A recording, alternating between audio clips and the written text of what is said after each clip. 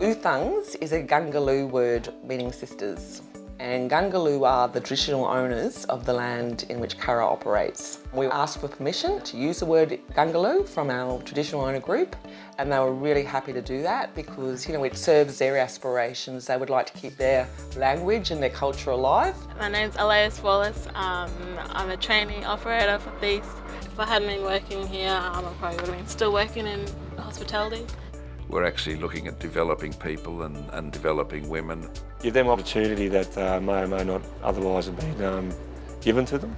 Get them into the industry that is a very affluent industry in terms of work and opportunities. I heard about the program through one of my cousins that's a trainee for Curra, Jamie Hill.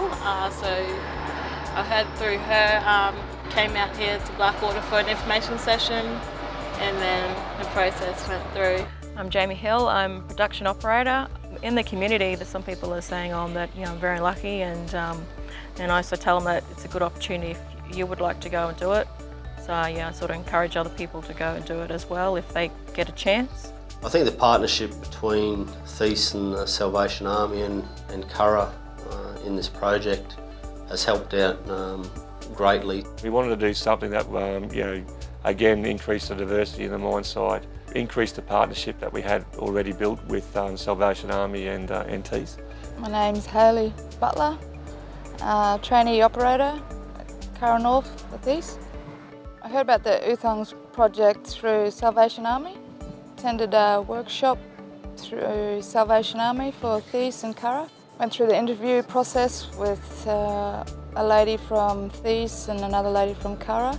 Went through training at the Curra Training Centre. We worked with the Salvation Army Employment Plus, and the families were involved in the information sessions that we held at the beginning.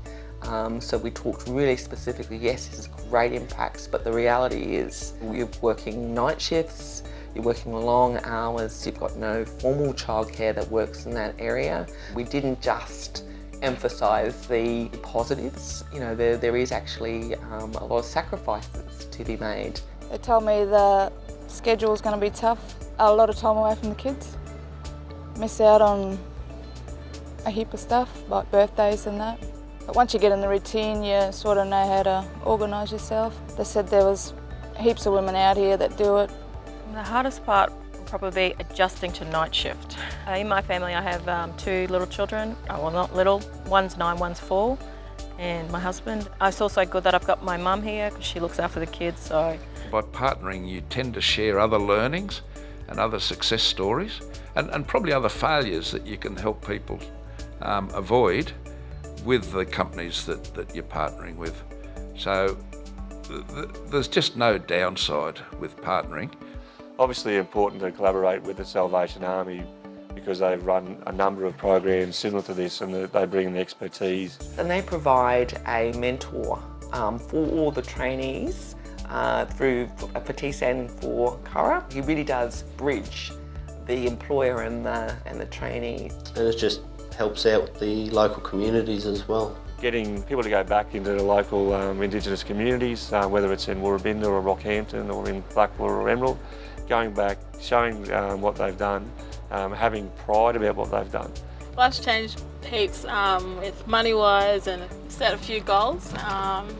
Saving for a house, my first house. my life changed dramatically because I bought a house. For all that extra money that came in. It's life-changing, and it's not only life-changing on the individual, but for families, their circle of influence, and even on the community. An Indigenous woman who succeeds locally is a role model. People are looking at her. So there's individual impact, but it has huge, like a ripple effect as well.